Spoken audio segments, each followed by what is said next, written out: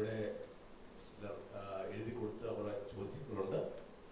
അത് വായിക്കുകയും ദാസന്മാർ അത് മറുപടി നൽകുകയും ചെയ്യും.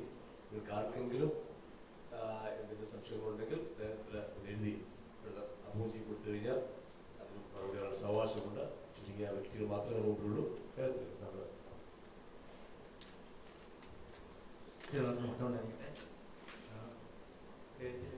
ചോദ്യങ്ങളാണ് വായിക്കുന്നത്. ചിലതൊക്കെ ദേവാസന്മാരോട് പരാമർശിച്ചു കഴിഞ്ഞ ചോദ്യങ്ങളായിരിക്കാം. എങ്കിലും ഒരിക്കൽ കൂടി ഒരല്പം കൂടി വ്യക്തതയ്ക്ക് വേണ്ടി ഒരുപക്ഷെ ചില ആവർത്തനങ്ങൾ ഉണ്ടായേക്കാം. ആദ്യത്തെ ഒരു ചോദ്യം നമുക്ക് ലഭിച്ചിരിക്കുന്നത് പെന്തിക്കോസ് നേതാക്കന്മാരിൽ ഡോക്ടർ ഫിലിപ്പ് തോമസ് മാത്രം ഇങ്ങനെ ന്യൂ ജനറേഷൻകാർക്കെതിരെയും അതിനെ അനുകൂലിക്കുന്നവർക്ക് എതിരെയും ഇങ്ങനെ ഖണ്ഡന പരിപാടികളുമായിട്ട് നടക്കുന്നത്, അതിന്റെ പിന്നിലെ അജണ്ട എന്താണ്? ചിലപ്പം റൂഡായിട്ടുള്ള ക്വസ്റ്റ്യൻ ആയിട്ട് നിങ്ങൾക്ക് തോന്നാം. പക്ഷെ ഇത്തരം ചോദ്യങ്ങളാണ് നമുക്ക് ലഭിച്ചിരിക്കുന്നത്. അത് അങ്ങനെ തന്നെ ദേവാസനത്തിൽ അവതരിപ്പിക്കുകയാണ്. ഇതൊരു എന്തെങ്കിലും അജണ്ടയുടെ ഭാഗമാണോ? ഇതിന്റെ പിന്നിലുള്ള അജണ്ട എന്താണ് എന്നൊരു ചോദ്യം.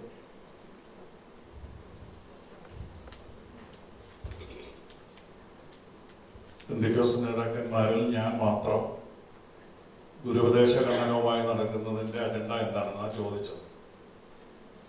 ഒന്നാമത് ഞാൻ മാത്രമല്ല, പ്രിയ സഹോദരൻ അനില് ആദ്യം തന്നെ സൂചിപ്പിച്ചു, പെന്തിക്കോസ് സഭയുടെ ആരംഭകാലം മുതൽ തന്നെ ഖണ്ഡന പ്രസംഗങ്ങളുണ്ടായി. പാസ്റ്റർ കെ എബ്രഹാം അവറുകൾ, പാസ്റ്റർ ടി ജി ഉമ്മൻ അവറുകൾ, അവരെല്ലാവരും ഖണ്ഡന പ്രസംഗങ്ങൾ നടത്തുന്നവരായിരുന്നു, ഉപദേശം സംരക്ഷിക്കുന്നവരായിരുന്നു. പിന്നെ ഇപ്പോഴുള്ളവരിൽ ഞാൻ മാത്രം കൂടുതൽ ഇതിൽ ഇടപെടുന്ന എന്താണെന്ന് ചോദിച്ചാൽ അതിൻ്റെ ഒരു കാരണം, എൻ്റെ അമ്മയ്ക്ക് ഇപ്പം 89 വയസ്സുണ്ട്. അമ്മ ജീവനോടുണ്ട്. എൻ്റെ അമ്മ പെന്തിക്കോസ് ജനിച്ച ആളാണ്. അപ്പോൾ എനിക്ക് എന്തോ പാരമ്പര്യം ഉണ്ടെന്ന് മനസ്സിലായി. പെന്തിക്കോസ് എന്ന് പറയുന്നത് എനിക്ക് തറവാടാണ്.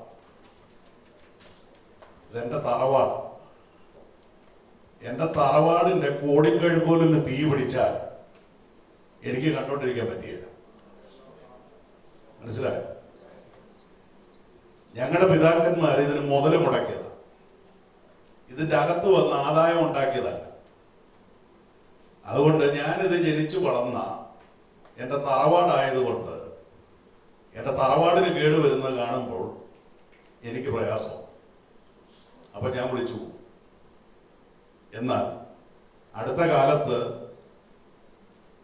SFIയിൽ നിന്നും KSUവിൽ നിന്നും ഒക്കെ പ്രവർത്തിച്ച പാരമ്പര്യം കൊണ്ട് വന്ന ആ രാഷ്ട്രീയ ശൈലിയും കൊണ്ട് നേതൃത്വത്തിൽ വന്ന ആളുകളും അവർക്കിതിന് മുതൽ മുടക്കൊന്നുമില്ല.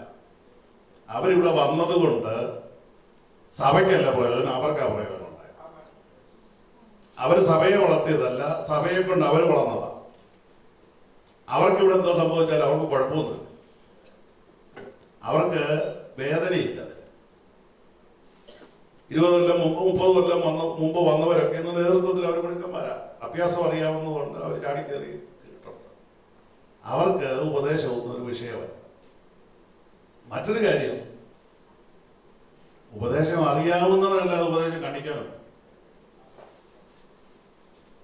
പത്രോസ് ലേഖനം എഴുതുമ്പോൾ പറയുന്നു, നിങ്ങളിലുള്ള പ്രത്യാശയെക്കുറിച്ച് ന്യായം ചോദിക്കുന്നവനോട് സൗമ്യതി ഭയഭക്തിയും കൊണ്ട് പ്രതിവാദം ചെയ്യാൻ നമ്മൾ ഒരുങ്ങിയിരിക്കണം. ചോദിക്കുന്ന ചോദ്യത്തിന് ഉത്തരം പറയാൻ പഠിച്ചേച്ചൂടെ വരണം. ചിലരൊന്നും ഉണ്ടാതിരിക്കുന്നത് വേദോസം പഠിച്ചിട്ടില്ലാത്തതുകൊണ്ട്. ഒറ്റ രാത്രി കൊണ്ട് പാസ്റ്ററും സെൻട്രൽ പാസ്റ്ററുമായവരുണ്ട്. ഒറ്റ രാത്രി അവരെങ്ങനെ ഉപദേശം രക്ഷിക്കുന്നത്? അവരെവിടെ പഠിച്ചത്? അവർക്കിവിടെ ദൈവം എന്നറിയാം. ഉപദേശം അറിയാമെങ്കിലെല്ലാം സംരക്ഷിക്കാൻ പറ്റും. അപ്പൊ ഈ രണ്ട് കാരണം കൊണ്ടാണ് പലരും അനങ്ങാതിരിക്കുന്നത്. പിന്നെ സാധാരണ നമ്മൾ ഈ ടെലിഫോൺ ചെയ്യുമ്പോഴേ ഇങ്ങനെ തലയ്ക്കൽ ആള് ഫോൺ എടുക്കാതെ വരുമ്പോൾ കേൾക്കുന്ന ഒരു വാചകം ശ്രദ്ധിച്ചിട്ടുണ്ടോ? ഇപ്പോൾ പ്രതികരിക്കുന്നില്ല, അല്ലെങ്കിൽ പരിധിക്ക് പുറത്താണ്. ഇതായതിന്റെ കാരണം.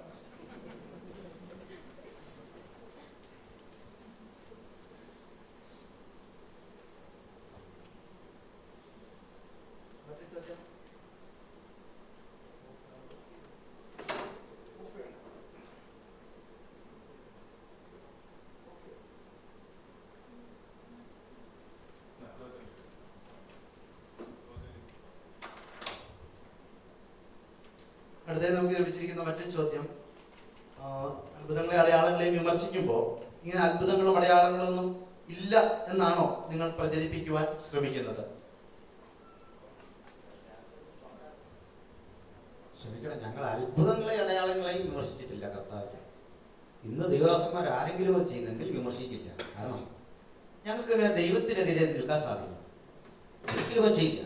ഞങ്ങൾ വ്യാജ അത്ഭുതങ്ങളെ, വ്യാജ അടയാളങ്ങളെയാണ് വിമർശിക്കുന്നത്. ആ ടേംസ് തിരുത്തണം. ഞങ്ങൾ സത്യത്തിൽ കർത്താവ് ചെയ്യുന്ന തൻ്റെ ദാസന്മാരിലൂടെ ഇന്ന് ജയിക്കുന്ന യഥാർത്ഥ അത്ഭുതങ്ങളെ, ദൈവപ്രവൃത്തികളെ, രോഗശാന്തികളെ ഒന്നും വിമർശിക്കാറില്ല. വ്യാജമെന്ന് കണ്ട് അത് യേശുവിൻ്റെ നാമത്തിൽ പെന്തക്കോസ്തുകളിൽ ചെയ്യാൻ ശ്രമിക്കുന്നതിനെയാണ് വിമർശിക്കുന്നത്.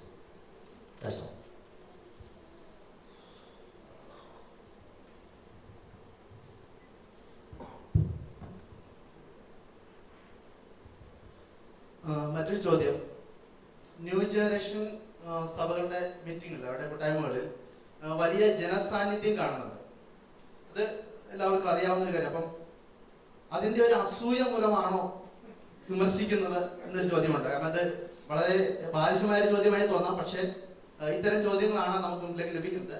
അതിൻ്റെ ഒരു അസൂയ മൂലമാണോ വിമർശിക്കുന്നത്? നമ്മുടെ മീറ്റിങ്ങുകളിൽ ആൾ വരാത്തത് കൊണ്ടാണോ എന്നത്? അതെ, കർത്താവ് തിബരിയോസ് കടൽക്കരയിൽ വെച്ച് 5 അപ്പം കൊണ്ട് 5000 പേരെ പോഷിപ്പിച്ചു. അടുത്ത കർത്താവ് പോകുന്ന എവിടാന്ന് തിരക്കി പടകുകൾ വാടകയ്ക്കെടുത്ത ആളുകൾ ഓടിപ്പോയി. പക്ഷെ കർത്താവ് പ്രസംഗം തുടങ്ങിയപ്പോൾ പറഞ്ഞ വാചകം, അപ്പം തിന്ന് തൃപ്തരായതുകൊണ്ടത്രേ നിങ്ങൾ വന്നത്. എന്നിട്ട് പറഞ്ഞു ഞാൻ സ്വർഗത്തിൽ നിന്ന് വന്ന സാക്ഷാൽ ജീവന്റെ അപ്പമാണ്. ഇത് പറഞ്ഞു തുടങ്ങിയപ്പോൾ ആളുകളെല്ലാം പോകാൻ തുടങ്ങി. അപ്പൊ പത്രോസ് പറഞ്ഞു, ഇങ്ങനെ പറഞ്ഞ ആളിനെ കിട്ടത്തില്ല, ആള് കൂടണമെങ്കിൽ ഭൗതികത പറയണം. അപ്പം കൊടുത്തോണ്ടിരുന്നാൽ ആളുകൾ കൂടും, കാരണം ഭൗതികത. അപ്പോൾ ഭൗതികത പറഞ്ഞുകൊണ്ടിരുന്നാൽ ആളുകൾ കൂടും. ആത്മീയ വിഷയങ്ങൾ പറഞ്ഞാൽ ആളും. കർത്താവിന്റെ പ്രസംഗത്തിൽ അങ്ങനെ ആയിരുന്നു. അത്ഭുതം ചെയ്തപ്പോൾ 5 അപ്പം കൊണ്ട് 5000 പേരെ പോഷിച്ചു, അപ്പം തിന്നാൻ ആള് കൂടി. എന്നാൽ ജീവന്റെ അപ്പം എന്ന് പറഞ്ഞപ്പോൾ ആള് പോകാൻ തുടങ്ങി. ഒടുവിൽ കർത്താവ് ശിഷ്യന്മാരോട് പറഞ്ഞ, നിങ്ങൾക്കും പോകണമെങ്കിൽ പോകാം. അവിടെ പത്രോസ് പറഞ്ഞു, നിന്നെ വിട്ട് ഞങ്ങൾ എവിടെ പോകും? നിത്യജീവന്റെ മൊഴികൾ നിന്റെ പക്കലുണ്ട്. പുരുഷാരം എപ്പോഴും ഭൗതിക ആവശ്യത്തിന് വേണ്ടിയാണ് വരുന്നത്. ശിഷ്യന്മാർ വരുന്നത് നിത്യതയ്ക്ക് വേണ്ടിയാണ്. അപ്പൊ നിത്യതയെ കുറിച്ച് പ്രസംഗിച്ചാൽ ആള് കൂടത്തില്ല. ഭൗതിക അഭിവൃദ്ധിയെ കുറിച്ച് പറയുകയും കൗതുകം പറയുകയും പുതുമ പറയുകയൊക്കെ ചെയ്താൽ ആള് കൂടും. ഞങ്ങളുടെ യോഗത്തിനും ആള് കൂടും. വിഷയം ഒന്ന് മാറ്റിയാണ്. അതുകൊണ്ട്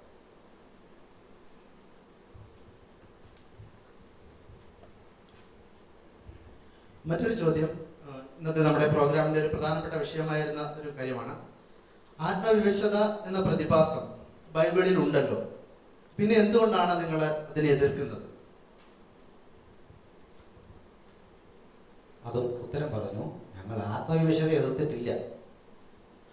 ഫേക്ക് ആയിട്ടുള്ള ആത്മവിവശതയെ, ട്രാൻസിനെയാണ് എതിർത്തിട്ടുള്ളത്. കാരണം ബൈബിളിൽ ആത്മവിവശത സംഭവിച്ചവരൊക്കെ അത് എന്നും നിരന്തരം സംഭവിക്കുന്ന പ്രക്രിയയല്ല, അപൂർവങ്ങളിൽ അപൂർവമാണ്. അപൂർവങ്ങളിൽ അപൂർവം. ദാനിയേൽ പ്രവാചകന് ട്രാൻസ് ഉണ്ടായി, യോഹന്നാൻ അപ്പോസ്തലന് ട്രാൻസ് അനുഭവം ഉണ്ടായി, അതുപോലെ പൗലോസ്ലീഹയ്ക്ക് അനുഭവം ഉണ്ടായി. ഇത്തരം അനുഭവങ്ങൾ പത്രോസിനുണ്ടായി. ഇതൊക്കെ ജീവിതത്തിൽ ഒരിക്കലും ചിലർക്ക് കിട്ടുക, ഒരിക്കലും അത് കിട്ടുകയില്ലെന്ന് തന്നെ വരാം. ഒരിക്കലും അത് സംഭവിക്കാത്ത അനവധി അപ്പോസ്തലന്മാർ വേറെ ഉണ്ട്, ദൈവമക്കൾ വേറെ ഉണ്ട്. അത് അപൂർവങ്ങളിൽ അപൂർവ സംഭവമാണ്. പക്ഷെ ഇന്ന് കാണുന്നത് ഈ ആത്മപകർച്ച എന്ന പേരിൽ ആളുകളെ ഒന്നുകിൽ തള്ളിയിടുന്നു, അല്ലെങ്കിൽ ഊരി താഴെ വീഴിക്കുന്നു. അങ്ങനെ അല്ലെങ്കിൽ ഇങ്ങനെ കൈ വീശിയൊക്കെ ആളുകളെ വീഴിക്കുന്നു. ഈ വീഴുന്നവരെ നിങ്ങൾ ശ്രദ്ധിക്കണം. ഈ വീഴുന്നവൻ ഏതാണ്ട് ഒരു വെപ്രോളം കാട്ടി വീഴുന്നു. 3-4 പേരെ പിടിക്കാൻ നിൽക്കുന്നു. ഞാൻ പറഞ്ഞു കഴിഞ്ഞാണ് അപ്പൊ ഇത് ബിബ്ലിക്കലാണോ എന്നറിയാൻ ഒറ്റ വഴി, ബൈബിളിൽ സംഭവിച്ചതുപോലെയോ ഈ സംഭവിച്ചത്. ബൈബിളിൽ സംഭവിച്ചതുപോലെ ഒരാത്മവിശുദ്ധ കണ്ടാൽ തീർച്ചയായും ഞങ്ങളതിനെ 100% പിന്തുണയ്ക്കും. അതൊക്കെ ഇന്ന് സംഭവിച്ചു എന്ന് വരാം, ദൈവത്തിന് ചെയ്യാം. അപ്പോൾ ദൈവത്തിൻ്റെ പ്രവൃത്തിക്ക് ഞങ്ങൾക്ക് അതിര് കൽപ്പിക്കാനാവില്ല. അങ്ങനെയെങ്കിൽ തിരുവചനം പറഞ്ഞു, ഞങ്ങൾ ഈ മാർഗത്തിനെതിരെ പ്രസംഗിക്കുന്നവർ എന്ന് വരും, ഞങ്ങൾക്കതിന് ന്യായവിധി ഉണ്ടാകും. ന്യായവിധിക്കുന്നതിൽ ദൈവത്തെ ഭയക്കുന്നു. പക്ഷേ ഈ ഡ്യൂപ്ലിക്കേറ്റ് കാണിക്കുന്ന ആളുകളെയും അവരുടെ ദൈവത്തെയും ഞങ്ങൾക്ക് ഭയമില്ല. കാരണം അത് ബൈബിളിൻ്റെ ദൈവമല്ല, അതുകൊണ്ട് വിമർശിക്കുന്നു.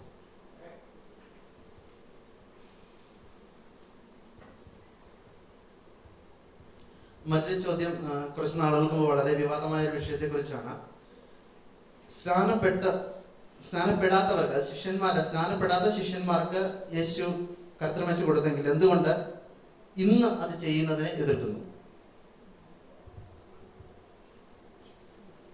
ഓക്കെ, അതിനൊരു ആവേശം കൊണ്ട് ഞാൻ മറുപടി പറയുന്നു വന്നാണ്. പരാവർത്തി അതിന് മറുപടി പറഞ്ഞാൽ ക്രമമനുസരിച്ച് സാറ് പറയേണ്ടതാണ്. എന്നാൽ സാറ് കണ്ണ് ആയിക്കോട്ടെന്ന് പറയുകയും ചെയ്തു. എൻ്റെ ആവേശം മനസ്സിലാക്കിയെന്ന് തോന്നുന്നു. അതുകൊണ്ട് ഞങ്ങളെപ്പോഴൊക്കെ പക്വത കുറയുമല്ലോ. ആദ്യം തന്നെ ചോദ്യത്തിലൊരു പിശകുണ്ട്. സ്നാനപ്പെടാത്തവർക്ക് യേശു കർത്തൃമേശ കൊടുത്തില്ല. അങ്ങനെ സംഭവിച്ചിട്ടേ ഇല്ല. പലവരും പറയുന്നത് സ്നാനം എസ്റ്റാബ്ലിഷ് ചെയ്യുന്നത് എന്നാണ്. സ്നാനം ഒരു ഉപദേശം എന്ന നിലയിൽ എസ്റ്റാബ്ലിഷ് ചെയ്യുന്നത് ആഫ്റ്റർ റിസറക്ഷനാണ്. അത് സത്യമാണ്. പക്ഷെ അതിനു മുമ്പ് സ്നാനമുണ്ട്. നമ്മുടെ കർത്താവായ യേശു ക്രിസ്തു സ്നാനപ്പെടുത്തിയിട്ടുണ്ടോ? പറഞ്ഞാട്ടെ, നിങ്ങൾ തന്നെ മറുപടി പറഞ്ഞാട്ടെ. ഡയറക്റ്റ് യേശു ചെയ്തിട്ടുണ്ടോ എന്നാണ് എൻ്റെ ചോദ്യം. യേശു തൻ്റെ കൈകൊണ്ട് ഇങ്ങനെ സ്നാനപ്പെടുത്തിയിട്ടുണ്ടോ? ഇല്ലെന്നൊരു വാക്യമുണ്ട്. ആ വാക്യം ഞാൻ ഇല്ലെന്നുള്ളത് ആദ്യം വായിച്ചു കേൾപ്പിക്കാം. 4:1 യോഹന്നാന്റെ സുവിശേഷം. യേശു യോഹന്നാനേക്കാൾ അധിക ശിഷ്യന്മാരെ ചേർത്ത് സ്നാനം കഴിപ്പിക്കുന്നു എന്ന് പരീക്ഷന്മാർ കേട്ടു എന്ന് കർത്താവ് പറഞ്ഞപ്പോൾ ശിഷ്യന്മാരല്ലാതെ യേശു തന്നെ സ്നാനം കഴിപ്പിച്ചില്ലതായി. വാക്യം ശരിയാണ്. എന്നാൽ ശിഷ്യനാകാനുള്ള ഒരുവന്റെ യോഗ്യത പറഞ്ഞിരിക്കുന്നു. വിശ്വസിക്കുകയും സ്നാനമേൽക്കുകയും ചെയ്യുന്നവൻ രക്ഷിക്കപ്പെടും എന്ന് മാത്രമല്ല, ഞാൻ നിങ്ങളോട് പഠിപ്പിച്ചതൊക്കെ ആചരിച്ച് നിങ്ങൾ ശിഷ്യന്മാരെ ആക്കണം, ബാപ്റ്റിസം കൂടി കൊടുത്തുകൊണ്ട്. ഇത് മാത്യു ചാപ്റ്റർ 28 വേഴ്സ് 19 മുതൽ താട്ട് കിടക്കുന്നത്, 18 മുതൽ താട്ട് കിടക്കുന്നത്. ആകാൽ നിങ്ങൾ പുറപ്പെട്ട് പിതാവിൻ്റെയും പുത്രൻ്റെയും പരിശുദ്ധാത്മാവിൻ്റെ നാമത്തിൽ സ്നാനം കഴിപ്പിക്കണം, ഉപദേശം വരെ പഠിപ്പിക്കണം, അങ്ങനെ ശിഷ്യരാകണം. ഒരു ടീച്ചറാകാൻ യോഗ്യത വെച്ചിട്ടുണ്ട്. TTC അല്ലെങ്കിൽ B.Ed അല്ലെങ്കിൽ M.Ped അല്ലെങ്കിൽ PhD അല്ലേ? അല്ലാത്ത ഒരാൾ ടീച്ചറാണെന്ന് വേണമെങ്കിൽ പറയാം, പക്ഷെ ആരും അംഗീകരിക്കില്ല. അപ്പോൾ ശിഷ്യന്റെ യോഗ്യത സ്നാനപ്പെട്ടിരിക്കണം. ഇത് ശിഷ്യൻ സ്നാനപ്പെടുത്തി എന്ന് പറയുമ്പോൾ ശിഷ്യൻ എവിടെയോ സ്നാനപ്പെട്ടിട്ടുണ്ടല്ലോ, അല്ല ശിഷ്യനാവില്ല. അങ്ങനെ ഊഹം പറഞ്ഞു വിട്ടാൽ പോരല്ലോ. ശിഷ്യൻ എവിടെയോ സ്നാനപ്പെട്ടിട്ടുണ്ട്, ഉണ്ടോ നോക്കാം. 3:22 വായിച്ചാട്ടെ. യോഹന്നാന്റെ 3-ാം അധ്യായം കഴിഞ്ഞല്ല 4-ാം അധ്യായം വരാൻ നോക്കുള്ളൂ. അതാണല്ലോ സംഖ്യാശാസ്ത്രത്തിന്റെ ക്രമം. 3:22 ഒന്ന് വായിച്ച് സഹായിക്കണം.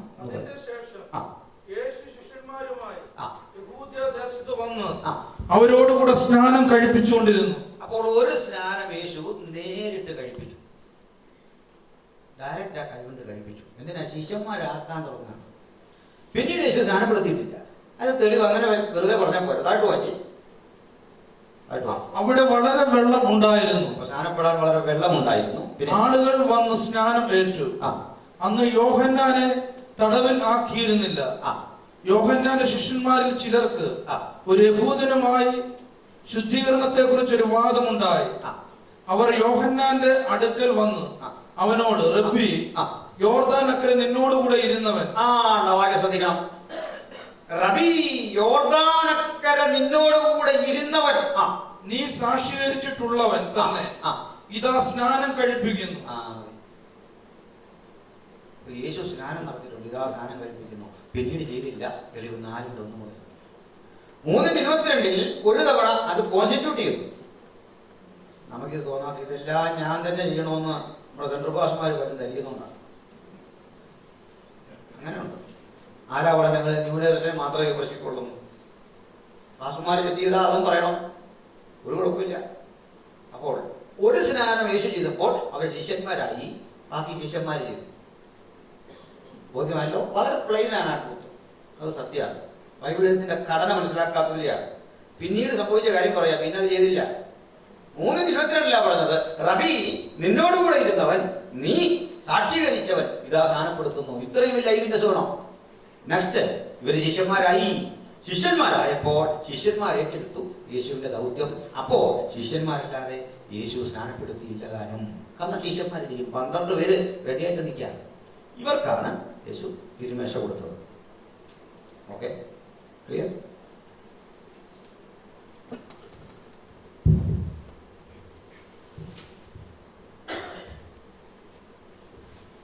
അടുത്തൊരു ചോദ്യം, ഈ ഇന്നത്തെ യോഗത്തിന്റെ മറ്റൊരു പ്രധാന വിഷയമായി പറയുന്ന വിശുദ്ധ ചിരിയെക്കുറിച്ചുള്ള ചോദ്യമാണ്. അബ്രഹാം കമിഴ്ന്നു കിടന്ന് വീണ് ചിരിക്കുന്നു എന്ന വേദപുസ്തകത്തിൽ വാക്യമുണ്ടല്ലോ, പിന്നെ നിങ്ങൾ ചിരിയെ എന്തുകൊണ്ട് എതിർക്കുന്നു? ചിരിയെ ഞങ്ങൾ എതിർക്കും. ഞാൻ തന്നെ എതിർണ്ട് ചിരിച്ചു പോകും. ആർക്കാ ചിരി എതിർക്കാത്ത? വീട്ടിടയ്ക്ക് രസാവഹമായൊരു കാര്യം പറയാം. നമ്മളീ ചിലപ്പോൾ ഞങ്ങൾ പാസ്റ്റർമാർ പറയാറുണ്ട്, ഈ രാത്രിക്ക് പറയും പകൽക്കാലം, പകൽക്കാലത്തിന് പറയും രാത്രിക്കാലം. ഞാൻ ഒരു ദിവസം മനഃപൂർവ്വം, ഞാൻ കഴിവതൊന്ന് സൂക്ഷിക്കും.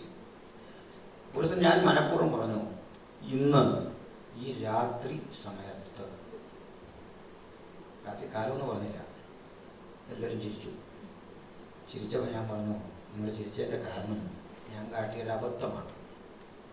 അങ്ങനെയെങ്കിൽ ഇന്ന് നമ്മൾ കാട്ടിയ അബദ്ധമോർത്ത് നമ്മുടെ കർത്താവ് എത്ര തവണ ചിരിച്ചു കാണും.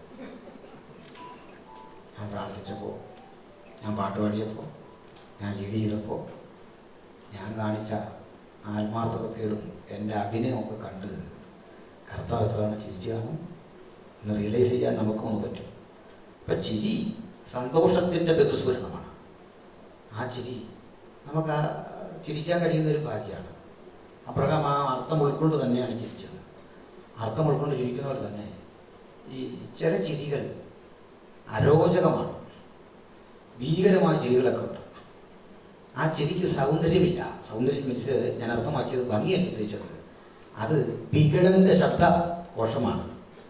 ഇന്ന് കാണിക്കുന്ന പ്രവണതകളിലെ ആ ചിരിയാണ് ഞങ്ങളത്. അത് കർത്താവിൻ്റെ നാമത്തിൽ ചെയ്യുക. ഒരു സന്തോഷം വരുമ്പോൾ സ്വന്തമായിട്ട് ചിരിക്കുന്നില്ല, ആത്മാവ് വരുമ്പോൾ ചിരിക്കും എന്നതിൽ കാട്ടുന്ന ആ കോലാഹലത്തെയാണ് ഞങ്ങൾ എതിർക്കുന്നത്. Okay, next.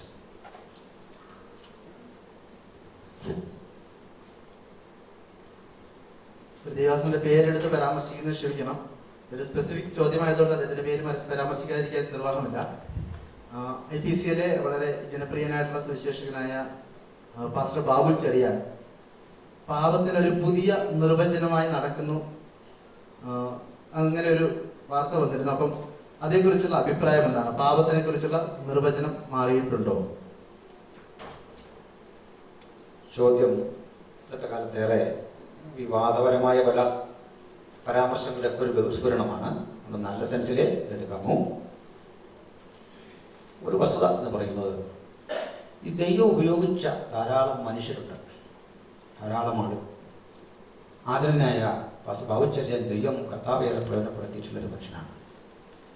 ഞാൻ 4 വർഷം മുമ്പ് ജാലകത്തിൽ അദ്ദേഹത്തെ ദൈവം ഉപയോഗിക്കുന്ന വിധങ്ങളെക്കുറിച്ച് ഒരു ഫുൾ പേജ് ആർട്ടിക്കിൾ എഴുതുകയും മറ്റുള്ള സുവിശേഷകർ അദ്ദേഹത്തിൻ്റെ പ്രസംഗ ശൈലി, അദ്ദേഹത്തിൻ്റെ ധ്യാനനിരതമായ അന്വേഷണം മാതൃകയാക്കണം എന്ന് എഴുതിയ ആളാണ്.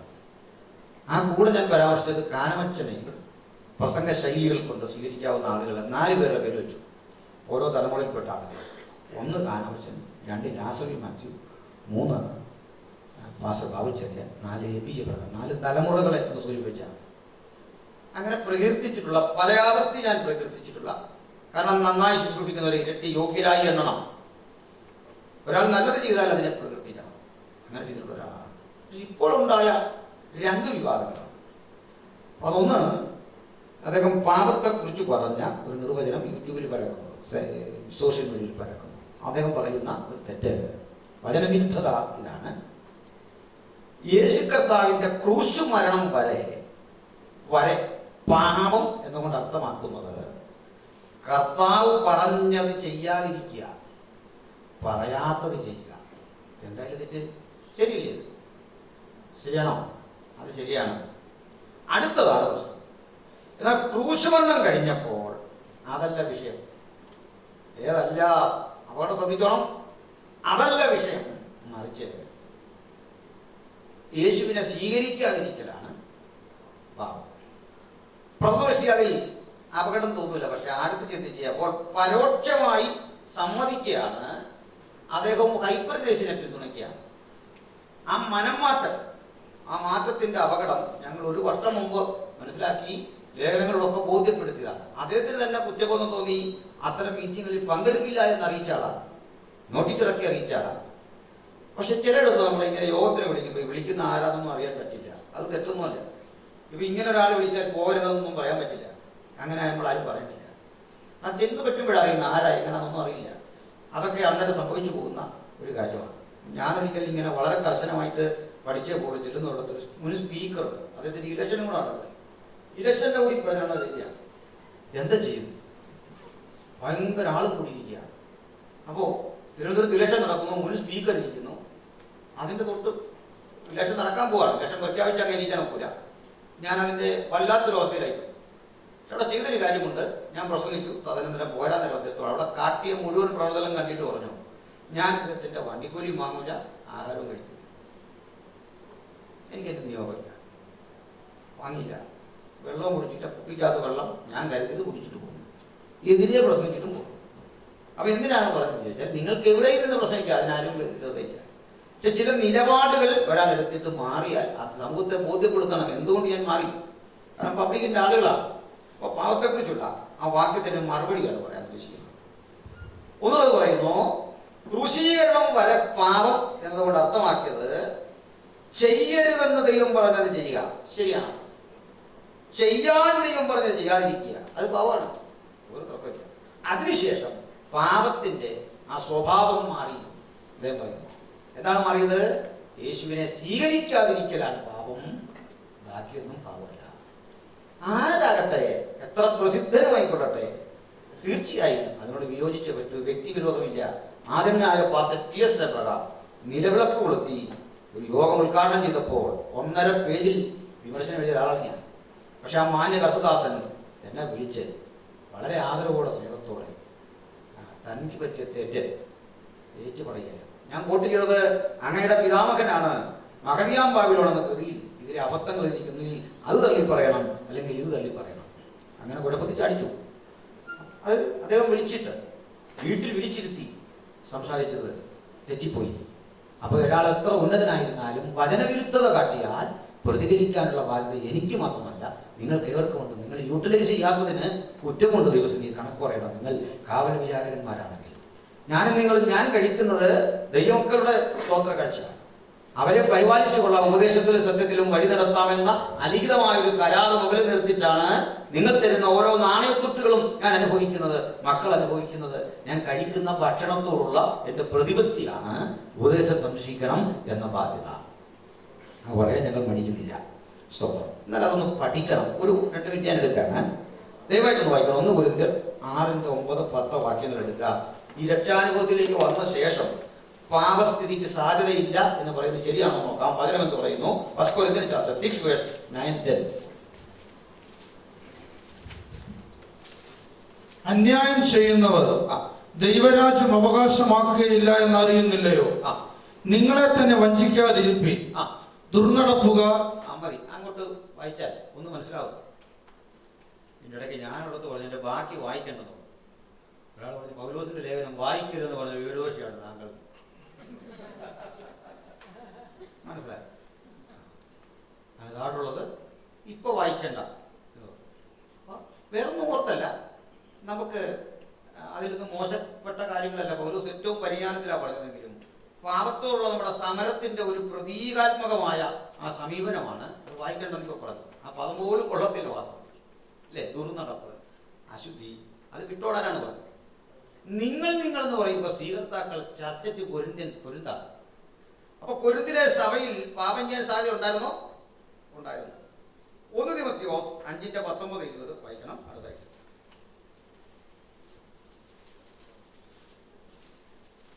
1 തിമോഥെയോസ് 5:19-20. രണ്ട് മൂന്ന് സാക്ഷികൾ മുഖേന അല്ലാതെ ഒരു മൂപ്പന്റെ നേരെ അന്യായം എടുക്കരുത്. കേൾക്കണം, മൂപ്പന്റെ കാര്യമാണ് പറഞ്ഞത്, ചർച്ചിലെ പാസ്റ്റർ കാര്യം. എൽഡർ ഓഫ് ദി ചർച്ചിന് പാപം ചെയ്യാൻ സാധ്യതയുണ്ടെന്ന് അതിന് പറയാ 2-3 സാക്ഷികൾ. ഇത് സഭയോട് പറഞ്ഞിരിക്കുന്നത് പുറത്തു വെച്ച് ചെയ്യാനോ? പുറത്ത് നമ്മൾ ന്യായവിധി നടപ്പിലാക്കാൻ അങ്ങോട്ട് ചെന്നാൽ അതിന് പോലീസ് പിടിച്ച് നമ്മളെ അകത്തുള്ളൂ. കടക്കാർ നിങ്ങളുണ്ടായ പ്രശ്നത്തിന് കടയിലെ മൂപ്പന്റെ കാര്യമല്ല പറഞ്ഞത്. സഭയ്ക്കുള്ളിലെ മൂപ്പൻ ചെയ്താൽ, പാസ്റ്റർ ചെയ്താൽ, ഡിസ്ട്രിക്ട് പാസ്റ്റർ ചെയ്താൽ, അധ്യക്ഷൻ ചെയ്താൽ 2-3 സാക്ഷികളുടെ സാന്നിധ്യത്തിൽ വിചാരണ ചെയ്ത് അവന്റെ അന്യായത്തിന് പ്രതിക്രിയ വരുത്തണം. ഇത് വചനം വന്നിരിക്കുന്നതാണ്. അപ്പൊ ക്രൂശി മരിച്ച ശേഷം യേശുവിനെ സ്വീകരിക്കാത്തതാണ് പാപം എന്ന് പറയുന്നത് വചനാടിസ്ഥാനത്തിൽ തെറ്റ്. ഇനിയും വായിക്കാം. 1 യോഹന്നാൻ 2:1.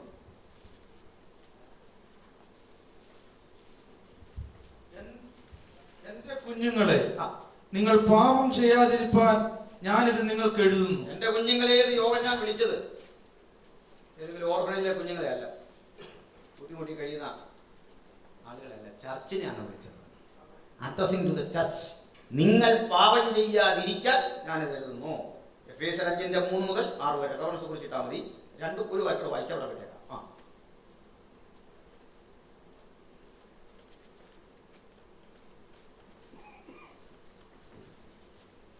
എഫേസ്യർ 5:3 മുതൽ 6 വരെ നിങ്ങൾക്ക് വായിക്കാം.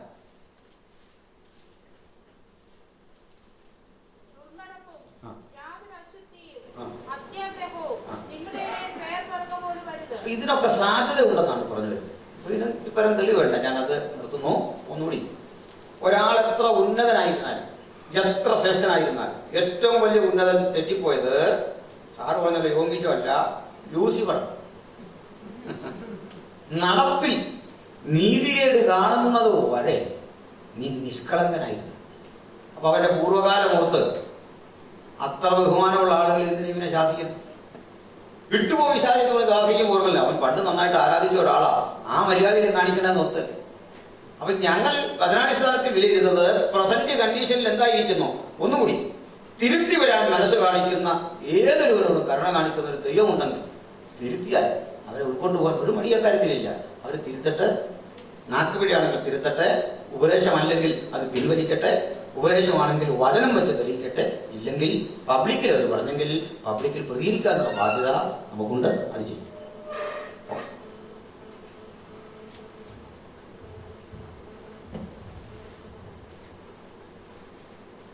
മറ്റൊരു ചോദ്യം, നിങ്ങൾ ലേഖനങ്ങൾ എഴുതുമ്പോൾ പേര് പറഞ്ഞ് വിമർശിക്കുന്നത് വേദപുസ്തക അടിസ്ഥാനത്തിലാണോ?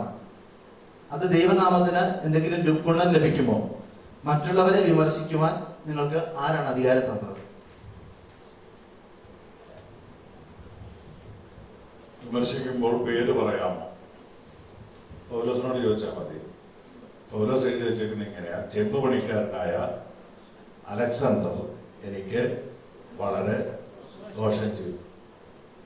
ഏതോ ഒരു ചെമ്പ് പണിക്കാരൻ ദോഷം ചെയ്തെന്നല്ലോ എഴുതി, അവന്റെ പേരെഴുതി വെച്ചു. ദേമാസ് എന്നെ വിട്ട് പോയി, കൂട്ടത്തിലുണ്ടായിരുന്ന ഒരുത്തം പോയെന്നാണ് എഴുതി, പേരെഴുതി. തെറ്റ് ചെയ്തവരുടെ എല്ലാം പേര് ഏതോസം അവരുടെ പേര് പറഞ്ഞ് എഴുതിയിരിക്കുന്നു. എന്തിനാ പറയുന്നത്? അവരെ സൂക്ഷിക്കാൻ വേണ്ടി, അവരെ സൂക്ഷിക്കാൻ വേണ്ടി. ഈ അബദ്ധം ബാക്കിയുള്ളവർക്ക് പറ്റരുത്. വ്യക്തിഗത ചെയ്യാനല്ല പേര് സൂചിപ്പിക്കുന്നത്. ചെയ്തയാളിന്റെ പേര് വെളിപ്പെടുത്തുമ്പോൾ അവരെ ആളുകൾ ഒഴിഞ്ഞിരിക്കേണ്ടതിന് വേണ്ടി. ഇനി മറ്റുള്ളവരെ വിമർശിക്കാൻ ആരാ അധികാരം തന്നത്? 1 കൊരിന്ത്യർ 6-ാം അധ്യായം അവസാന ഭാഗം പൗലോസ് പറയുന്നത്, അകത്തുള്ളവരെ നമ്മൾ വിധിക്കണം, പുറത്തുള്ളവരെ നമുക്ക് നോക്കണ്ട. അകത്തുള്ളവരെ വിമർശിക്കാൻ നമുക്ക് അവകാശമുണ്ട്. പെന്തിക്കോസിന് അകത്ത് കയറി ദുരുപദേശം പറയുന്നവരെ ഞങ്ങൾ പറയുന്നു. നേരത്തെ തന്നെ പറഞ്ഞല്ലോ, ഇതിനൊക്കെ പുറത്തു പോകും, ഞങ്ങൾ വിട്ടേക്കാം. അകത്ത് തെറ്റ് ചെയ്യുന്നവരെ നമുക്ക് വിമർശിച്ചേ പറ്റത്തുള്ളൂ. നമ്മുടെ അകത്ത് കയറി അകത്ത് ദോഷം ചെയ്യുന്നത് കൊണ്ടാണ് വിമർശിക്കുന്നത്.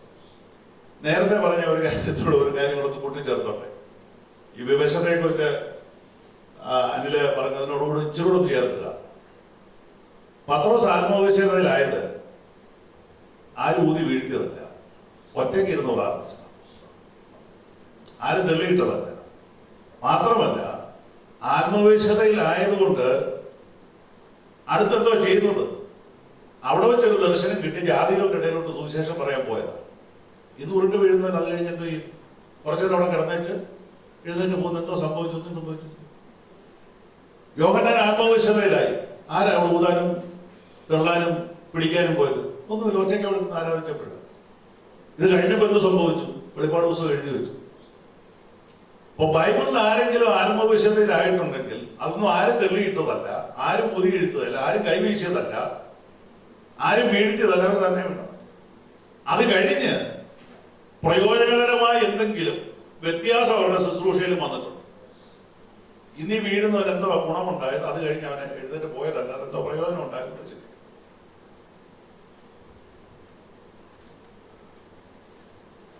മറ്റൊരു ചോദ്യം ഇവിടെ പരാമർശിക്കപ്പെട്ടതാണ്, എങ്കിലും പൊതുവിൽ കേട്ട ഒരു ചോദ്യമായതുകൊണ്ട് പൊതുവിൽ തന്നെ മറുപടി കൊടുക്കേണ്ടതുണ്ടല്ലോ, അതുകൊണ്ട് വായിക്കുന്നത് മാത്രം. അതായത് നിങ്ങളുടെ പ്രവർത്തനം, ഈ തരത്തിലുള്ള പ്രവർത്തനങ്ങൾ ആർക്ക് വേണ്ടിയാണ്? മറ്റാർക്കോ വേണ്ടി പണം വാങ്ങി അവരുടെ ആയുധമാവുകയാണോ നിങ്ങൾ? വളരെ ശരിയായ ഒരു സംഭവമാണ്. ഞാനിങ്ങനെ പൈസ മേടിക്കുന്ന ആളാണ്, മറ്റൊരാളുടെ ആയുധമാണ്. അത് ഇവിടമുള്ള ഒരുത്തനുമല്ല, ഉയരത്തിലുള്ളവൻ്റെയാണ്. വളരെ അഭിമാനമുണ്ട് ആ കാര്യം പറയുന്നത്. ഈ ലോകത്തൊരുത്തനും അമ്പായി നോക്കിയാലും ഇതിൽ നിന്ന് വ്യതിരിപ്പിക്കാൻ കാശ് കൊണ്ട് വന്നാൽ നമ്മളെ തടയാൻ പറ്റില്ല. അത് വളരെ കറക്റ്റാണ്. ഇനി ഇതല്ലാതെ ആരെങ്കിലും ഞങ്ങളുടെ പിന്നിലുണ്ടെങ്കിൽ ഞങ്ങളെ വിട്ടിട്ട് അവരെ ആക്രമിച്ചാൽ പോരെ? ഇതൊരു ആയുധമല്ലേ? നിങ്ങൾ സോഴ്സിലോട്ട് ഇല്ല, സോഴ്സിൽ ചെന്ന് അവരെ ആക്രമിക്കുക, പാവപ്പെട്ട ഞങ്ങളെ വിട്. അല്ലെങ്കിൽ അംഗീകരിക്കണം, ഞങ്ങൾ വചനവിരുദ്ധമായിട്ടാണോ ഈ പ്രവർത്തിക്കുന്നത്? ഇതിനിടയ്ക്ക് ഈ പൗലോസിൻ്റെ ഒരു സമീപനം ഒന്ന് പഠിക്കാനുണ്ട്. പൗലോസ് ഒത്തിരി കഷ്ടപ്പെട്ടപ്പെടുന്നു, അതിനെതിരെ മോശം ഭാഷയിൽ പ്രതികരിച്ചില്ല. ഉദാഹരണം, കള്ള സഹോദരന്മാരുടെ ആപത്ത്, അതുപോലെ സ്വന്തം ജീവിതത്തിൻ്റെ നഷ്ടങ്ങളെല്ലാം സഹിച്ചു കളഞ്ഞു. പക്ഷേ യേശുവിൻ്റെ കാര്യം വരുമ്പോൾ കളി എന്ന് മാറും. ഒരു കാര്യത്താലും വിട്ടുകൊടുക്കില്ല. സ്വന്തം ജീവിതത്തിൻ്റെ സ്വത്ത് അപഹരിക്കുകയോ ആക്രമിക്കുകയോ ഭക്ഷണം കൊടുക്കാതിരിക്കുകയോ പീഡിപ്പിക്കുകയോ കള്ള സഹോദരന്മാർ ചതിക്കുകയോ ഒക്കെ ചെയ്യുമ്പോൾ പേര് എഴുതുകയില്ല, അവരെ കൊടുക്കും. സ്വന്തം നഷ്ടം സഹിച്ചിട്ട് യേശുവിൻ്റെ കാര്യം വരുമ്പോഴേക്ക് ദേശാധിപതിയുടെ വിശ്വാസം തടുത്തു കളവാൻ ശ്രമിച്ചവനെ കൈകാര്യം ചെയ്തപ്പോൾ വിളിക്കുക. അവൻ്റെ പേര് എന്തായിരുന്നു? വിശ്വാസം തടുത്തു കളയാൻ ശ്രമിച്ച അവൻ്റെ പേര് ബെർയേശു. ബെർയേശു. ഈ ബെർയേശു എന്നുള്ളൊരു പദത്തിൻ്റെ അർത്ഥം യേശുവിൻ്റെ പുത്രൻ എന്നാണ്. തിമാൻ, തിമായുടെ പുത്രൻ. ബർനബാസ്, പ്രബോധന പുത്രൻ. ബർ അർത്ഥം പുത്രൻ. ബെർയേശു, യേശുവിൻ്റെ പുത്രൻ. അപ്പൊ അവന്റെ പേരിന്റെ അർത്ഥം എന്താ? യേശുവിന്റെ പുത്രൻ. കയ്യിലിരിക്കുന്ന മണി യേശുവിന്റെ വചനം മറിച്ചു കളയുക. അന്ന് പൗലോസ് അവന്റെ പേരൊക്കെ മാറ്റി, നീ ഇനി യേശുവിന്റെ പുത്രനല്ല, പിശാചിന്റെ പുത്രനാണ്. പിശാചിന്റെ പുത്ര, സകല ന്യായത്തെയും മറിച്ചു കളയുന്നവനെ അങ്ങോട്ട് ആക്രമിച്ചു. എന്നാ പിന്നെ പറയാം, എൻ്റെ പൊന്നു പ്രിയ സഹോദര, ഒന്ന് മാറി നിൽക്കാനല്ല പറഞ്ഞു. യേശുവിന്റെ കാര്യം വരുമ്പോൾ ഒരല്പം തീവ്രത നമുക്ക് വന്നു പോകും. യേശു എന്ന പദം കേൾക്കുമ്പോൾ നമ്മൾ അറിയാതെ നിത്യതയിൽ സ്വർഗത്തോളം ഉയരുന്നൊരു മാനസികാവസ്ഥയിൽ കർത്താവിന്റെ വചനം നിലത്തിട്ട് ചവിട്ടുന്ന കണ്ടാൽ പണിയെടുക്കാൻ തുടങ്ങിയ ആ നാൾ മുതൽ കൃത്യമായി കൂലി തരുന്ന ആ നല്ല യജമാനന്റെ ദാസന്മാരാണ് ഞങ്ങൾ. യജമാനന്റെ ദോഷം പ്രവർത്തിക്കുന്ന ആരെയും വെറുതെ വിടാൻ ഉദ്ദേശിച്ചിട്ടില്ല.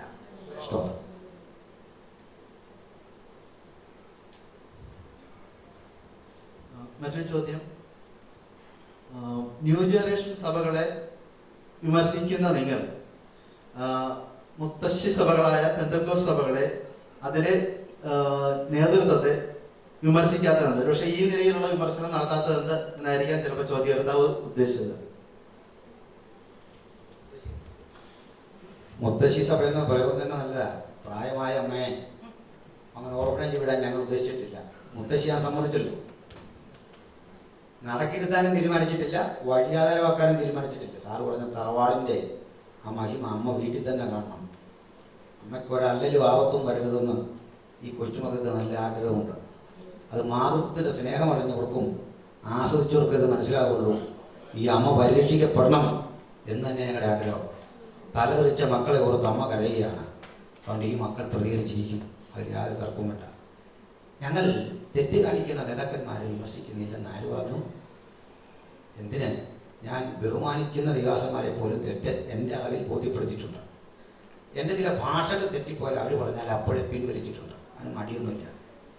അപ്പോൾ നിങ്ങൾ ഒരു 10 വർഷമായി ഞാൻ നേതാക്കന്മാരുടെ പേരെടുത്ത് അവരുടെ പൊളിറ്റിക്സിനോടുള്ള ആസക്തി, അധികാരമോഹം, ധനസമ്പാദനം, ലക്ഷൂറിയസ് ലൈഫ്, ഇതെല്ലാം വിമർശന വിധേയമാക്കിയിട്ടുണ്ട്.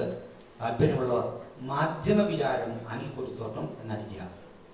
പേരെടുത്ത് അവരുടെ തിന്മകളെ വിമർശിച്ചിട്ടുണ്ട്. അവരിൽ നല്ല ശതമാനം ആളുകൾ തിരുത്താൻ തയ്യാറായിട്ടുണ്ട്, ചില തയ്യാറായിട്ടില്ല. ഞങ്ങൾക്ക് ദൈവജനത്തിന് മുമ്പ് ഒരു വലിപ്പച്ചെറുപ്പമില്ല, എല്ലാവരെയും ഒരുപോലെ കാണുന്നു. അത് തെറ്റിദ്ധാരണയാണ്. പുതിയ ട്രെൻഡുകൾ പരീക്ഷിക്കുന്നതോട് മാത്രമല്ല, വേദവിരുദ്ധം എവിടെ കണ്ടാലും നിങ്ങളും ഞങ്ങൾക്കിപ്പോൾ ഉണ്ടാകണം, പ്രതികരിക്കാനുണ്ടാകണം. അതിനൊരു പ്രതിഫലം ദൈവം വെച്ചിട്ടുണ്ട് ഉയരത്തിൽ. ഇതൊരു ശുശ്രൂഷയാണ് എന്ന് ആത്മാർത്ഥമായി ഞങ്ങൾ വിശ്വസിക്കുന്നു. സ്പീഡ്. ഒരു ചോദ്യം കൂടി വേഗത്തിൽ ചോദിക്കുകയാണ്. പ്രോസ്പെരിറ്റി തിയോളജിയെ എന്തുകൊണ്ടാണ് എതിർക്കുന്നത് എന്നൊരു ചോദ്യം ഉയർന്നു വന്നിരുന്നു. അതിനും കൂടി ഒരു മറുപടി വേഗത്തിൽ. പ്രോസ്പെരിറ്റി തിയോളജിയെ എന്തുകൊണ്ടാണ് എതിർക്കുന്നത്? പ്രോസ്പെരിറ്റി തിയോളജി എതിർക്കുന്നത് അങ്ങനെ ഒരു തിയോളജി കർത്താവ് അപ്പോസ്തലന്മാരെ പഠിപ്പിച്ചിട്ടില്ല. യേശു കർത്താവിനെ പിൻപറ്റിയാൽ സാമ്പത്തിക അഭിവൃദ്ധി ഉണ്ടാകുമെന്ന് ബൈബിൾ പഠിപ്പിച്ചിട്ടില്ല. അത് ഒരു വാക്യം നമ്മൾ തെറ്റായിട്ട് വായിക്കുന്നത് കൊണ്ട് വന്ന അബദ്ധമാണ്. മുൻപേ അവന്റെ രാജ്യവും നീതിയും അന്വേഷിക്കുകയും അതോടുകൂടെ സകലം കിട്ടുമെന്ന് വേദോസ്തത്തിലില്ല. ഇതൊക്കെയും കിട്ടുമെന്ന, ഇതൊക്കെയെന്ന് പറഞ്ഞത് മുകളിൽ പറഞ്ഞിട്ടുണ്ട്. തിന്നാനും കുടിക്കാനും ഉടുക്കാനും കിട്ടുമെന്നേ പറഞ്ഞിട്ടുണ്ട്. സകലവും കിട്ടുമെന്നുള്ളത് തെറ്റായിട്ട് വായിക്കുന്നത്. സാമ്പത്തിക അഭിവൃദ്ധി ഒരുവന്റെ ആത്മീക അഭിവൃദ്ധിയുടെ ലക്ഷണമല്ല. സാമ്പത്തികം അനുഗ്രഹമായിരുന്നെങ്കിൽ പൗലോസിന്റെ മേൽ അനുഗ്രഹമില്ലായിരുന്നല്ലോ. അതിശ്രേഷ്ഠ അപ്പോസ്തലനായ പൗലോസ് മരണത്തോടടുക്കുമ്പോൾ പറയുന്നത്, ഞാൻ ക്രിസ്പോസിന്റെ വീട്ടിൽ വെച്ചേച്ച് പോന്ന പുതപ്പ് നീ ഒന്ന് എടുത്തോണ്ട് വരണമെന്ന. പറയാ, പുതിയൊരു പുതപ്പ് മേടിക്കാൻ കാശ് പൗലോസിനില്ലായിരുന്നു. അപ്പൊ പൗലോസിന് അനുഗ്രഹം ഉണ്ടായിരുന്നു, ഉണ്ട്. അനുഗ്രഹം സമ്പത്തല്ല. എന്റെ ദൈവമോ നിങ്ങളുടെ ബുദ്ധിമുട്ടൊക്കെ തീർത്തു തരുമെന്നാ പറഞ്ഞത്. ബുദ്ധിമുട്ട് തീർത്തു തരുമെന്നാ പറഞ്ഞത്. My God shall supply all your need. Greed എന്നല്ല, ഓൾ യുവർ നീഡ് എന്നാണ്. നിങ്ങളുടെ ആവശ്യങ്ങൾക്ക് സഹായിക്കുമെന്നാണ്. അത്യാർത്ഥിക്ക് തരാമെന്ന് പറഞ്ഞിട്ടില്ല. പിന്നെ ചിലർക്ക് പണമുണ്ടല്ലോ, അതവരുടെ മിടുക്ക്. അതും ആത്മീയമായിട്ട് എന്താ ബന്ധം? ഒരാൾക്ക് ലഭിക്കുന്ന കഴിവ്, ആയുസ്, അവസരങ്ങൾ ഭംഗിയായിട്ട് ഉപയോഗിച്ചാൽ കാശുണ്ടാകും. അത് ദൈവമായിട്ടൊരു ബന്ധവുമില്ല. ചില പ്രസംഗിക്കുന്ന കേട്ടിട്ടുണ്ട്, കുമ്പനാട് മുതൽ തിരുവല്ല വരെ ഒന്ന് യാത്ര ചെയ്ത് നോക്കുക, റോഡ് സൈഡിലെ വീടൊക്കെ കണ്ടോ, ബന്ധുക്കോസുകാരുടെ ദൈവം അനുഗ്രഹിച്ചതാണ്. അവർ വേറെ റൂട്ടിൽ യാത്ര ചെയ്യാത്തതുകൊണ്ടാണ്. ചാവക്കാട്ടൊന്ന് കോഴിക്കോട്ടോടൊന്ന് യാത്ര ചെയ്തു. ഇതിനൊക്കെ വലിയ വീടാണ്. അതൊന്നും ക്രിസ്ത്യാനികളുടെ പോലും അല്ല. അപ്പൊ വലിയ വീടും ധനവുമാണ് അനുഗ്രഹമെങ്കിൽ വേണ്ട. ഈ ദേശത്തുള്ള ആളുകളുടെ ഭൗതിക നന്മ വല്ലവും ഏതെങ്കിലും ബന്ധുക്കോസുകാരുണ്ടോ? അപ്പോൾ ഈ ഭൗതികതയും ആത്മീയം തമ്മിൽ കൂട്ടിച്ചേർക്കരുത്. ഭൗതികത അവനവന്റെ മിടുക്ക, അവന്റെ കഴിവ്, അവന്റെ അവസരം ഉപയോഗിച്ച് അവൻ കാശുണ്ടാക്കുന്നു. ചിലർ നല്ല വഴി ഉണ്ടാക്കുന്നു, ചിലർ അറബയെ കളിപ്പിച്ച് ഉണ്ടാക്കുന്നു, ടാക്സ് വെട്ടിച്ചുണ്ടാക്കുന്നു, കള്ളക്കച്ചവടം ചെയ്തുണ്ടാക്കുന്നു, കണക്കണക്ക് എഴുതി ഉണ്ടാക്കുന്നു. ഇതെല്ലാം കണച്ചേച്ച് ഇതെല്ലാം ദൈവം എന്നെ അനുഗ്രഹിച്ചെന്നും പറയും. അതൊന്നുമല്ല ദൈവാനുഗ്രഹം. ദൈവാനുഗ്രഹം ആത്മീയമാണ്. ക്രിസ്തുവേശുവിൽ സ്വർഗത്തിലെ സകലവിധ ആത്മീയ അനുഗ്രഹങ്ങളാലും നിങ്ങളെ അനുഗ്രഹിച്ചിരിക്കുന്നു. ആത്മീയമായ അനുഗ്രഹങ്ങളാണ് ദൈവം തരുന്ന അനുഗ്രഹം, സമ്പത്തല്ല. സമ്പത്ത് സാമ്പത്തിക അഭിവൃദ്ധി തരാമെന്ന് ബൈബിളിൽ ഒരിടത്തും പറഞ്ഞിട്ടില്ല. എഴുതി തന്നിരിക്കുന്ന ക്വസ്റ്റ്യൻസിനൊക്കെ തന്നെ മറുപടി പറഞ്ഞു കഴിഞ്ഞിരിക്കുകയാണ്. ചുരുങ്ങിയ മിനിറ്റുകൾ കൂടെ നമ്മുടെ മുമ്പിലുണ്ട്. സദസ്സിൽ ആർക്കെങ്കിലും പ്രത്യേകമായ എന്തെങ്കിലും സംശയങ്ങളുണ്ടെങ്കിൽ ചോദിക്കാവുന്നതാണ്. അതിനുള്ള മറുപടി വിശ്വാസമാർ നൽകുന്നതായി. ഏതെങ്കിലും പ്രത്യേക വിഷയമോ? അജയ്.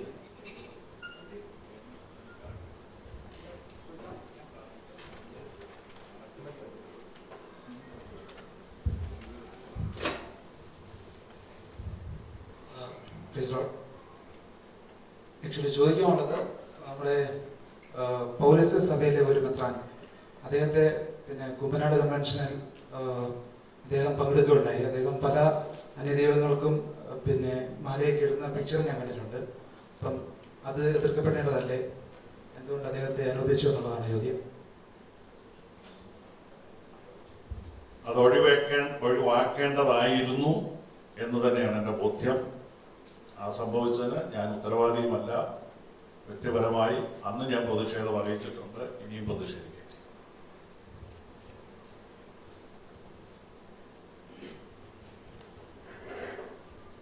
എനിക്ക് ചോദിക്കാനുള്ളത്, ഇവിടെ തുടങ്ങുന്ന തന്നെ പാസ്റ്റർ പറയുണ്ടായി, അധികവും ദൈവാത്മാവിന്റെ പേരിലാണ് ഇവർ ഇങ്ങനെ ഒരു ദുരുപദേശം നടത്തുന്നത്. അപ്പം ഈ കഴിഞ്ഞ ദിവസങ്ങളിൽ എൻ്റെ ചേർച്ചിൽ ഒരു അമേരിക്കയിൽ നിന്ന് ഒരു പുള്ളി വന്നു. പുള്ളി കോട്ട് ചെയ്ത വാക്ക്, നിന്റെ വായു വിസ്താരത്തിൽ തുറക്കുക, അതിനെ ഞാൻ നിരക്കുന്നെന്ന വാക്ക് ഉപയോഗിച്ചുകൊണ്ട് എല്ലാവരോടും ചേർച്ചിലെ മെമ്പേഴ്സിനോടൊക്കെ വായ തുറന്നിരിക്കും, അതിന് സ്വർഗത്തിൽ നിന്ന് പല്ല് വീഴ്ത്തുന്നു പറഞ്ഞിട്ട് ചേർച്ചിലെ വ്യക്തികളെല്ലാവരും ഇങ്ങനെ വായു തുറന്നിരിക്കുക. അപ്പം എനിക്ക് അറിയേണ്ടതെന്ന് വെച്ചാൽ ഈ ദൈവാത്മാവ് ഉള്ളത് തന്നെയാണോ അല്ലയോ എന്നുള്ളത് എങ്ങനെ ഞങ്ങൾ മനസ്സിലാക്കും? ഇവിടെ വായ പൊളിച്ചിട്ട് ഇരുന്നോണ്ട് കുഴപ്പമില്ല, നാട്ടിലാണ് ഈ ചെയ്തത്. ഇവിടെ വലിയ കുഴപ്പമില്ല, കുറച്ചു നേരം വായ പൊളിച്ചുകൊണ്ടിരിക്കാമെന്നുള്ളതേ ഉള്ളൂ, പ്രത്യേകിച്ച് ഗുണമൊന്നുമില്ല. ആത്മാവാണോ എന്നറിയുന്നത് വേദപുസ്തകത്തിൽ അതിനെ തെളിവുണ്ടെന്നൊക്കെയാണ്. ബൈബിളിൽ സംബന്ധിച്ച് എന്ത് പറയുന്നു? അപ്പോസ്തലന്മാര് യോദ്ധാരോടെ ഇങ്ങനെ വായ പൊളിച്ചിരുന്നു അനുഗ്രഹം വരുന്നത് പറഞ്ഞിട്ടുണ്ടോ? നമുക്ക് ശ്രദ്ധിച്ചാൽ മതി. പിന്നെ അത് പറഞ്ഞിരിക്കുന്ന കോണ്ടക്സ്റ്റും വായിച്ചു നോക്കിയാൽ മതി, അവിടെ അർത്ഥമാക്കുന്നത് എന്താണെന്ന് നോക്കിയാൽ. നിങ്ങളുടെ അനുഗ്രഹം അനുഭവിപ്പാൻ വിളിക്കപ്പെട്ട് ആയതുകൊണ്ട് സകലരെയും അനുഗ്രഹിപ്പിൻ. ആത്മീയ അനുഗ്രഹം, മറ്റ് ക്വസ്റ്റ്യൻസ് ഒന്നുമില്ല എന്ന് വിചാരിക്കുന്നു.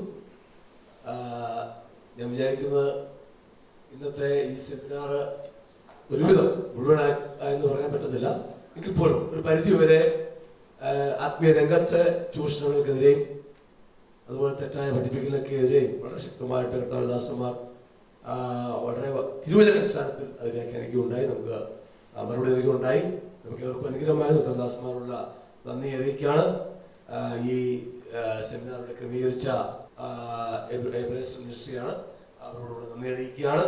ഇപ്പോൾ എല്ലാവരും പ്രാർത്ഥന ദാസൻ പ്രാർത്ഥിച്ച് ആശീർവാദം. നമുക്ക് നിങ്ങളടയ്ക്ക് പ്രാർത്ഥിക്കാം. പരിശുദ്ധനാകുന്ന ഞങ്ങളുടെ പ്രിയ കർത്താവേ, ഇത്രത്തോളം സമയം അവിടുത്തെ സന്നിധിയിൽ പ്രിയപ്പെട്ടവർക്കായിരിക്കാൻ അവിടുന്ന് സഹായിച്ചു. കടന്നു വന്ന നിമിഷം മുതൽ ഇതുവരെ ദൈവത്തിന്റെ സാന്നിധ്യം അനുഭവിച്ചറിയുവാൻ അവിടുന്ന് സഹായിച്ചു. പല സംശയങ്ങളൊക്കെയും അതെല്ലാം തീർത്ത് കർത്താവിന്റെ നാമം ഉയരുവാൻ അവിടുന്ന് സഹായിച്ചു. അതോർത്ത് വിനയം ഞങ്ങളങ്ങേ വാഴ്ത്തുന്നു. ഇത് രാത്രി ദൈവസന്നിധിയിൽ കടന്നു വന്ന എല്ലാ പ്രിയപ്പെട്ടവരെയും പിന്നെയും തിരുക്കരങ്ങളിൽ സമർപ്പിക്കുന്നു. കർത്താവിന്റെ ദാസന്മാരെ പിന്നെയും ഓർക്കുന്നു. കർത്താവ് പിന്നെയും ശക്തിയോടെ അനേകർക്ക് അനുഗ്രഹമാക്കി നിർത്തണം. ധനദാസൻ പാശത്തിൽ പിതാമസിനെ ഓർത്ത് പ്രാർത്ഥിക്കുന്നു. വലിയ ദൈവകൃപ പിന്നെയും അനുഭവിച്ചറിയുവാൻ അവിടുന്ന് സഹായിക്കണം. പാസ്റ്റർ സുനിൽ കൊടുത്തോട്ടത്തെ ഓർത്ത് പ്രാർത്ഥിക്കുന്നു. കർത്താവിന്റെ കാര്യങ്ങളിലേക്ക് പ്രിയപ്പെട്ടവരെ സമർപ്പിക്കുന്നു. ഈ ദേശത്തായിരിക്കുന്ന അനേകർക്ക് അനുഗ്രഹമാക്കി മാറ്റണമേ. ഇന്ന് രാത്രി ഇവിടെ ആയിരിക്കുന്ന എല്ലാ പ്രിയപ്പെട്ടവരെയും ഒരിക്കൽ കൂടെ തിരുക്കലുകളിലേക്ക് സമർപ്പിക്കുന്നു. പ്രത്യേക ഈ പ്രോഗ്രാം അറേഞ്ച് ചെയ്ത സഭയെ ഓർത്ത് പ്രാർത്ഥിക്കുന്നു. കർത്താവ് വലിയ പ്രതിഫലം കൊടുത്ത് മാനിക്കണം. അനേകം സമാധാനത്തോടെ മടങ്ങിപ്പോട്ടെ. തിരുസാന്നിധ്യം പിന്നെയും കൂടിയിരിക്കണം. പ്രാർത്ഥന കേട്ടിരിക്കാൻ സ്തോത്രം. പിതാവാകുന്ന ദൈവത്തിന്റെ സ്നേഹവും കർത്താവ് യേശുക്രിസ്തുവിന്റെ കൃപയും ആശ്വസിപ്പിച്ചു വഴിയുണ്ടെന്ന പരിശുദ്ധാത്മാവിന്റെ കാവലും കൂട്ടായ്മയും പ്രാർത്ഥിച്ച സകല വിഷയത്തോടും വിശിഷ്യ കടന്നു വന്നിരിക്കുന്ന എല്ലാ പ്രിയപ്പെട്ടവരോടും കൂടി ഇപ്പോഴും എപ്പോഴും കർത്താവിന്റെ വരവോളം ഉണ്ടായിരിക്കുമാറാകട്ടെ. യേശുക്രിസ്തുവാദരം ജയം തന്ന ദൈവത്തിന് സ്തോത്രം. Hallelujah, hallelujah.